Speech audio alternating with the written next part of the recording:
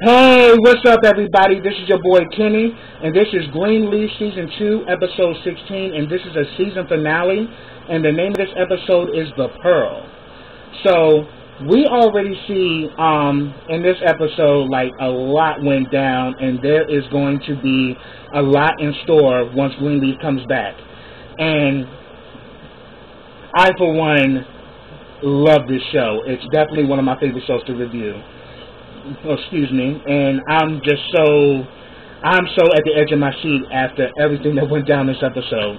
But before I get into this review, I want to send my love and condolences to everyone that was affected by Hurricane Harvey, Hurricane Irma, and Hurricane Jose. And if you can give relief and assistance, do all you can, because we definitely need to help our communities, and definitely need to all the family, all the people that were lost, and also the families that lost all of their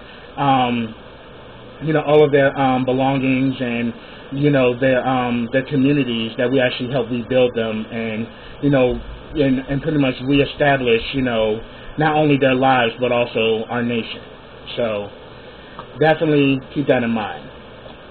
Now, the episode opens up. We actually see everybody is in different places. Zora is getting trying out her dress for the cotillion, and the woman who was actually working with her notices that Zora has bruises on her body, so she gives her a shawl to help cover him up. We see Charity is now singing background, but she's singing background for I forgot the lady's name who she's a gospel singer too, but definitely if y'all know her name, put it down in the comments. But now she's singing background for her, because I think cameraman pretty much couldn't do the tour, so they gave those dates to this artist. So now, we see that Charity is singing background, and we see Jabari is just looking all happy, just as cheesing and as happy as she can be. And she's doing her thing. So she's now out and about, and she's, living her dream. And then we see Lady May is just toiling, emotionally. One, because she's going through issues with the bishop, because we saw the last episode, the bishop let her know that he knew about her and Lionel messing around with each other. So now her and the bishop are just at odds. And we also see that the bishop has moved his stuff out of their bedroom and has moved into Jacob's old room. So we see that they now sleep in a separate bedroom. So the love is not there right now. And what happens is that Lady May is going through all of her stuff. She finds out stuff. She finds the article about Mac being the man of the year, but then she also finds this deed, and it's a deed to Mavis's bar. It turns out Mavis still owns the bar after all, and that Mac was just bluffing. So that was interesting. So she pretty much is trying to reach out to Mavis to let her know that this bar that you thought Matt took from you, it actually is still yours. I got the deed right here. And she also saw, these pearls that are attached together, which is supposed to represent Mavis and Lady May.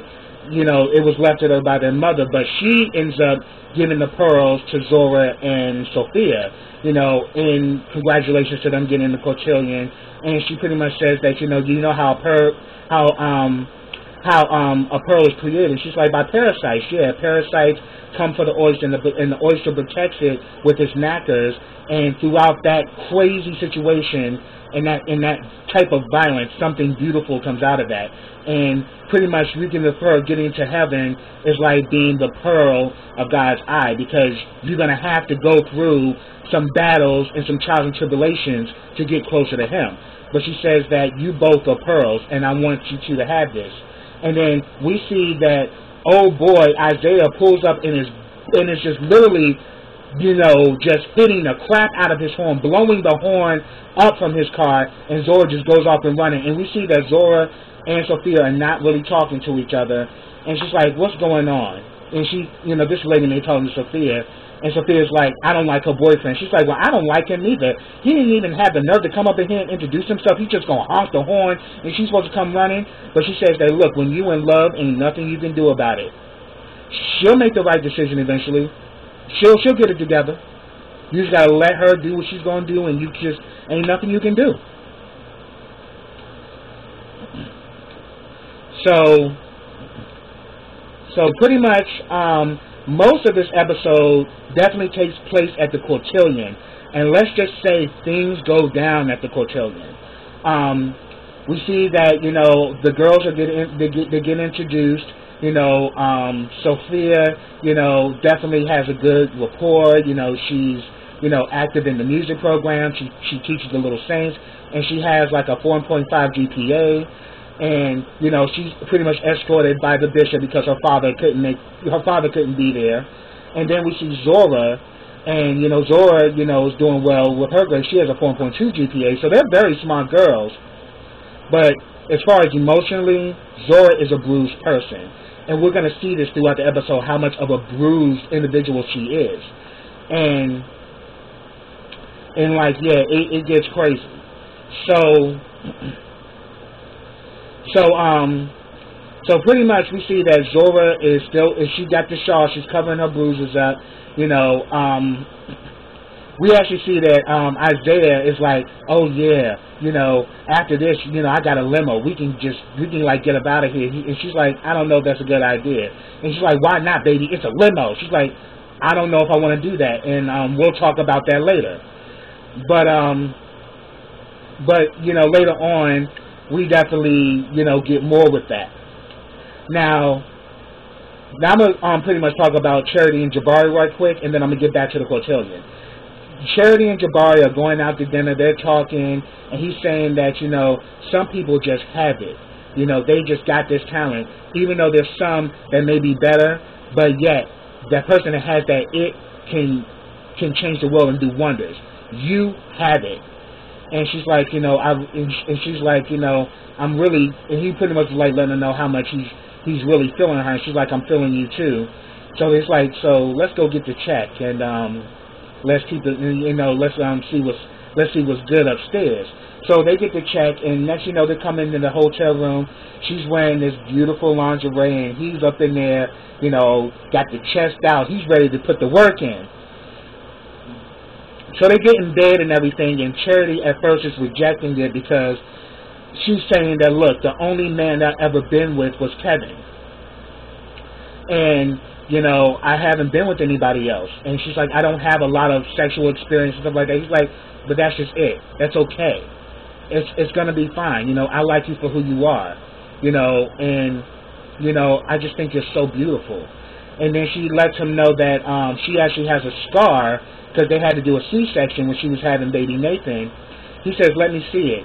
She shows him the scar. He kisses it, and then he begins to get on top of her and ride her into the break of dawn, baby. He started throwing it on Charity, and I was like, But I still don't trust Jabari, though. I mean, I think Jabari sees dollar signs when it comes to Charity because of her talent. And so I think he's going to play like he's this lovable guy so he can continue to hold on to her because she's a gold mine. That's my hypothesis, but we're going to have to wait till Greenleaf comes back to see more of what's going on there. Also, before I get back to the Cotillion, I got another situation I want to talk about. Kevin decides to show up to the Greenleaf house, and he has a session with Lady May. He pretty much says that, you know, she's like, oh, finally you decide to show up. What can I do for you, Kevin? He's like, I just came to see Charity. She said, Charity's out of town. And she's like, oh, and she took our baby with her? She's like, yes, she took the baby with her. I mean, she's being a mother. She's doing what she's supposed to do. And she had to handle her business. I mean, what do you think was going to happen? And then Kevin's like, look, I'm sorry that I left the way I did. I'm like, yeah. You definitely should be. Could you imagine the kind of hell you put her through? What you put all of us through when you did that? And he's like, look, I'm sorry, but I had to come to terms with who I am, but I'm back now, and I want to see my son. And she's like, well, if anything, you need to get back to her in regards to that because she's been doing all this by herself, so you need to clear this up with Charity. And like, so pretty much, you know, it is what it is. And he pretty much lets her know, like, look, I still have rights. And she's like, yeah. And you walked away and you left your son and you left your ex-wife and you didn't give them any whereabouts as to where you're going or anything. And he says that, yeah, but regardless of that, he's still my son. I'm like, oh, Kevin coming around with a totally different swag and everything. He ain't the same docile Kevin that we used to see. Kevin now got some confidence, and we later on find out where he's getting his confidence from. Because after, you know, Lady Mae was like, well, what I'll do is I'll tell Charity that we spoke, and she can reach out to you in regards to your child. But I think we've done now, and you know, Marisol, see to Kevin that he's on, see Kevin the way out of here, and make sure you get his car. Soon as she leaves, he gets on the phone, or he actually gets a call, and it's Aaron, and he's like, yeah, man, she did exactly what I thought she did. She's like, she did exactly what I thought she would do. And he's like, you know, and then Aaron's like, it's okay. You know I'm here for you, Kevin. I got you. He's like, I know. We're going to make this right. And I was like, ooh, so him and Aaron are a couple now. And Aaron he done put it on Aaron, and Aaron then gave him legal advice, and now he walking around with his shoulders out. Like, I'm going to get my son. I'm going to, you know, do what I'm supposed to do. I mean, regardless the fact that Kevin had to get himself together, but the way you went about it was cruddy. You should have talked to Charity about that, and you should not have abandoned little Nathan like that. You know, it was just like we saw that due to all that he was going through, he needed to get away, but he did it the wrong way, and you kind of burnt the bridge with Charity because of that. So we're going to see how that's going to turn out when he get back. But definitely, he got Aaron in his back pocket, and Aaron is definitely a powerhead because he's an attorney, and he fights for the disenfranchised, and he's one of the best at it. So we see a war coming on, and Kevin is ready to go to war.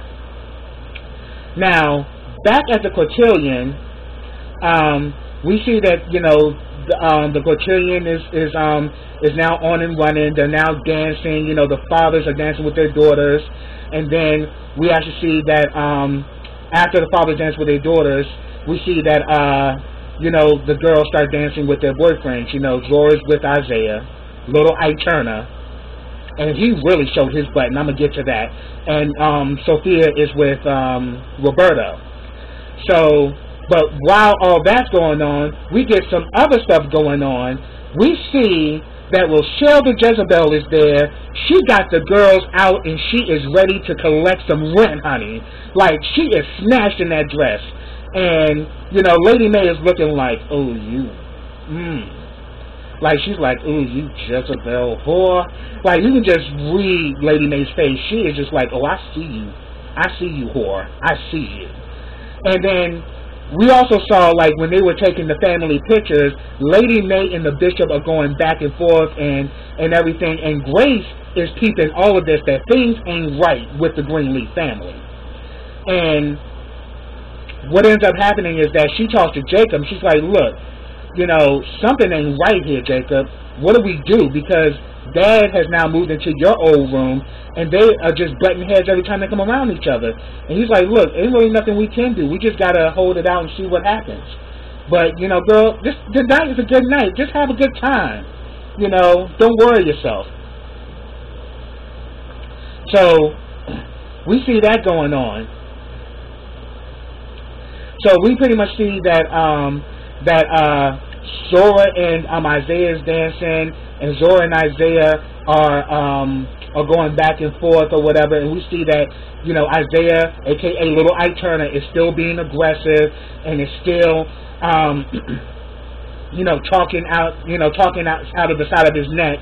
But before I get to that, you know, what ends up happening was that before that, we actually see Jacob and Carissa are sitting there talking, and Jacob's like, you know what? Our daughter's getting older now. Like, let her go out with Isaiah. You know, let her go out for the night or whatever. And, you know, we'll punish her later. But let her have her fun. You know, she only lives once. And Carissa then decided to drop the bomb because she knows what went down, but she hasn't told Jacob. But after all that, she lets him know, I found the condom in Zora's room. Her and Isaiah are having sex. And all of a sudden, you saw Jacob's face drop like, I'm going to kill this little, ooh. You just saw that look on his face, and it was crazy. So, we also see that Tasha Skanks is there, and we know Tasha Skanks is working along with Basie to take down the Greenleafs. But then, we also find out there's another person that's working along with her. So, we actually see she has a conversation with Lady May, and she's like, well, I'm so sorry about what happened between us and how we was fighting and carrying on. I'm just so happy that the girls got in and everything just works fine. And she's like, and Lady May is like, of course, darling. It always does. Lady May can't help but be shady.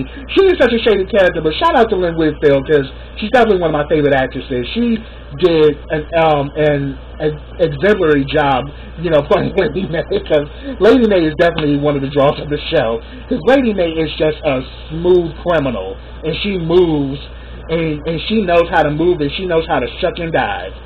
So when she said that, all of a sudden we see Rochelle gets up next to Tasha, but before that, before we get the reveal, we see that Rochelle goes to talk to the bishop because she already sees that the bishop and Lady May are not on good terms and that they button heads.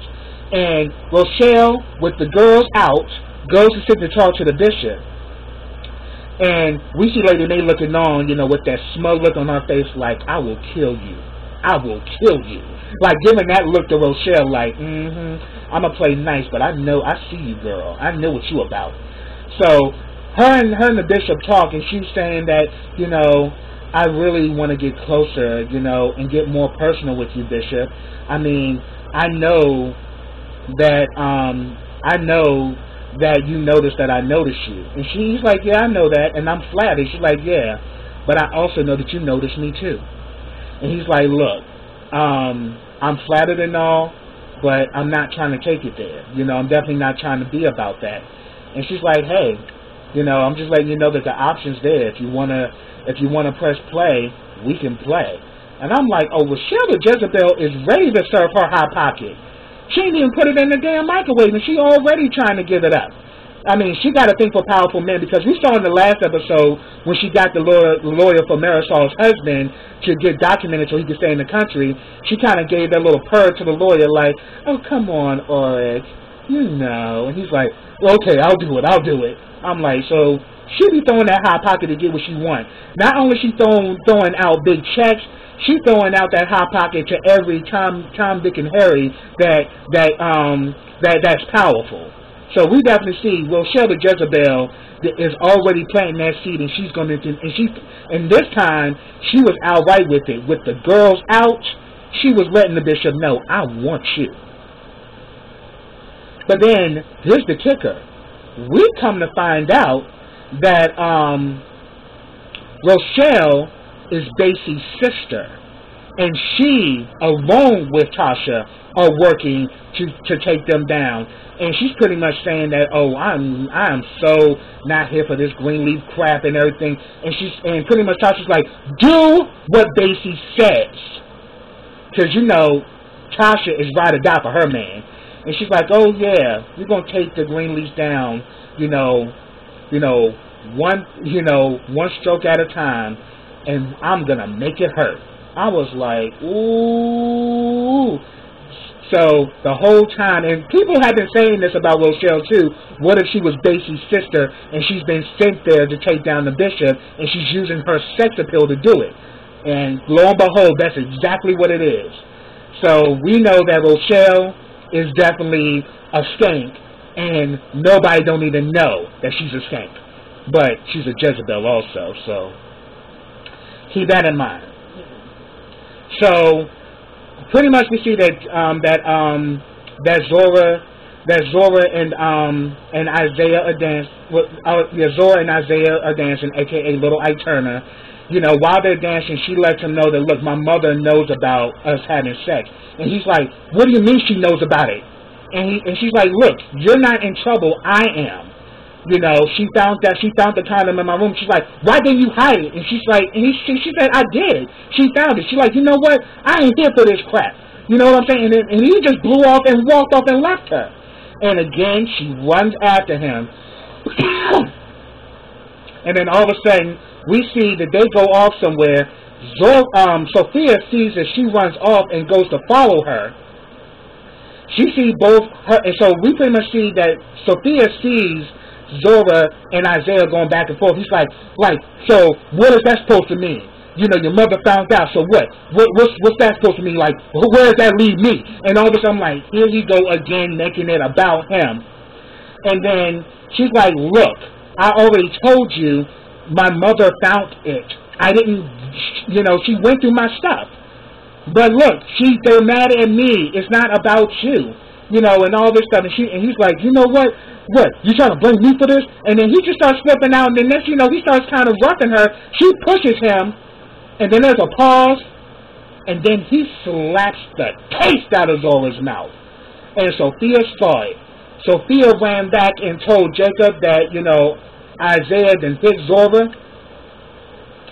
You know, all of a sudden, you know, the whole crew goes back there to look for him and everything.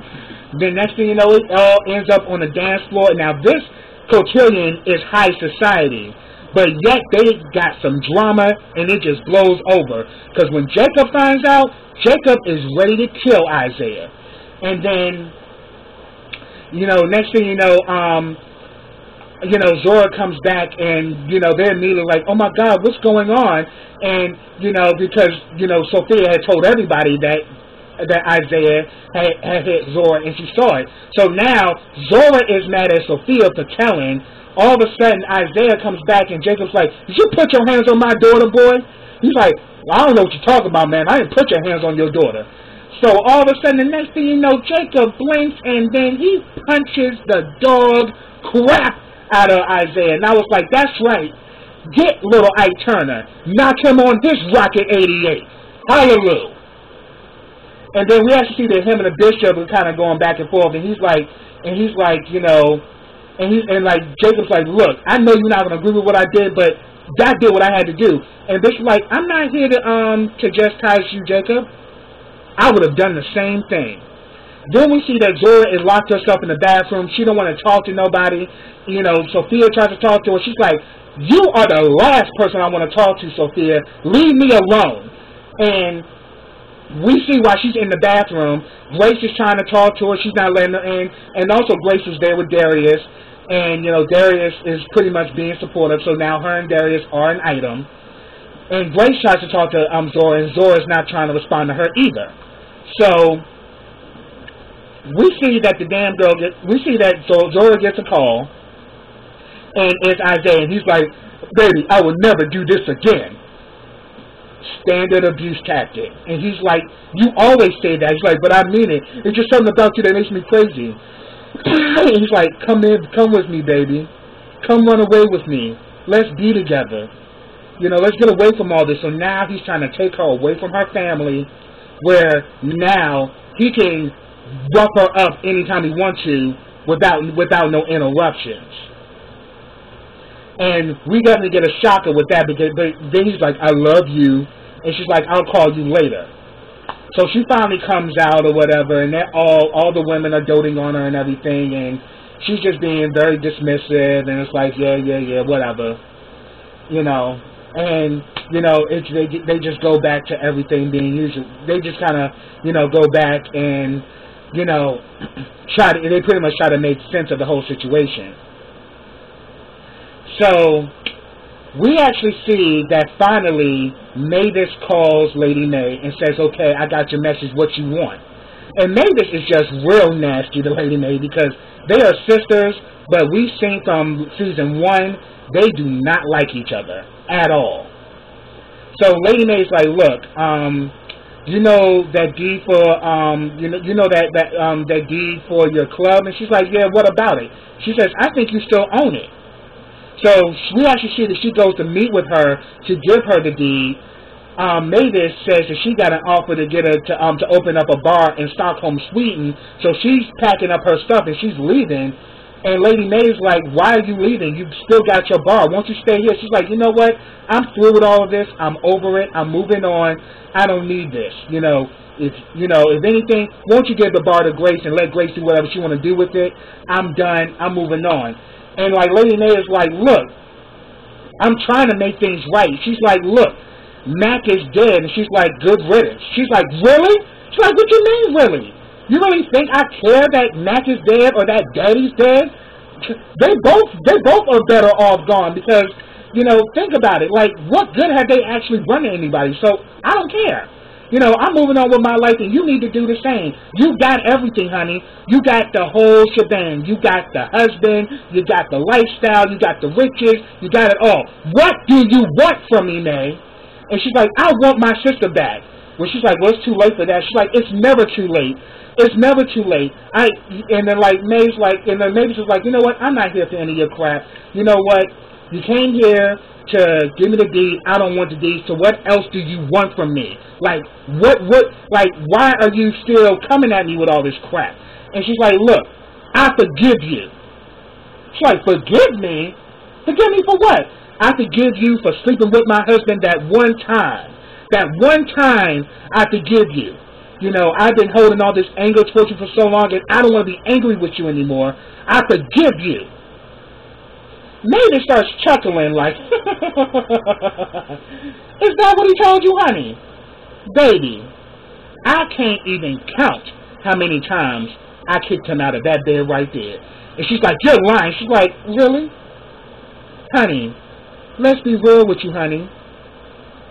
He never loved you. He chose you because you were pretty. You were there to make him look good. So yeah, that's the truth.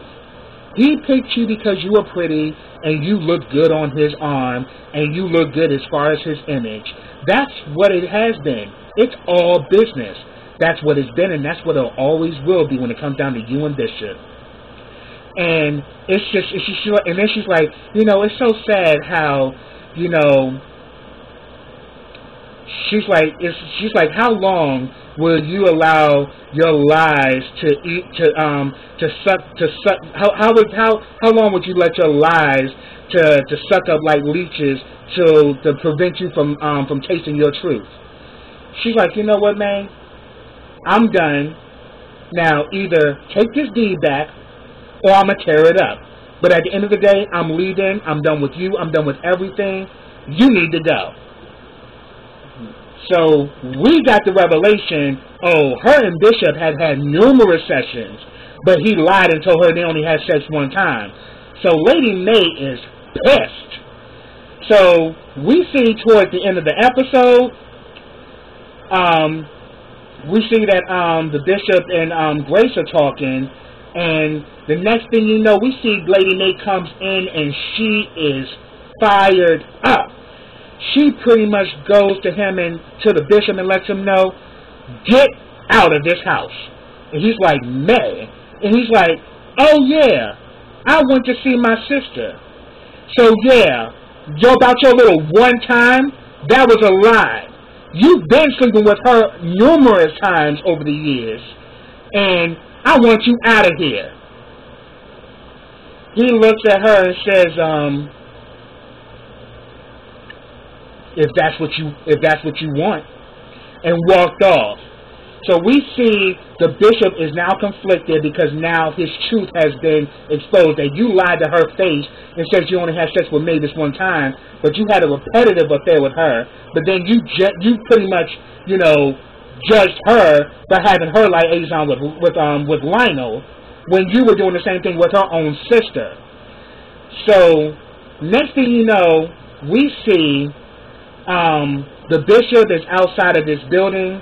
We don't know what it is. But next thing you know, we see Rochelle, the Jezebel, dressed in black, got on her snake skin because she is a snake. And she's like, come on, Bishop. And then the next thing we see that they walk inside and they are at the Biltmore Hotel. So you know, hotel, motel, Holiday Inn, we know it's going to go down up in there. So that's where the episode ended. And man, that was cool. It was a crazy episode, and I really love this show, and I can't wait for it to come back. But Queen Sugar comes on next week, and I will be reviewing that show, so definitely tune in for that. But if I missed anything, put it down in the comments. I'd love to talk to you about it. But subscribe to my channel. Click that bell so you can get notifications every time I drop a video. Also, I started a GoFundMe, so check out that link. It's in the description box. But like this video, comment on this video, and share this video. And I will be back when the season premiere, with the season 3 premiere of Greenleaf, because it has been approved. So yeah, Greenleaf's coming back, and I'm so here for it. So until then, everybody, take care.